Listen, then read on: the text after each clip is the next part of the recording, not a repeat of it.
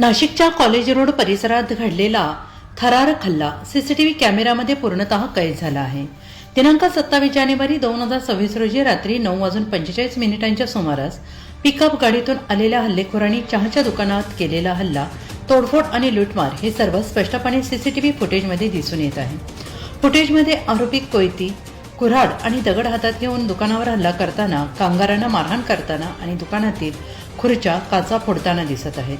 या हल्ल्यात रितेश चोरगे यांना गंभीर दुखापत झाली असून इतर कामगार आणि नागरिकांना मारहाण करण्यात आल्याचं चित्र सीसीटीव्हीत कैद झालं आहे.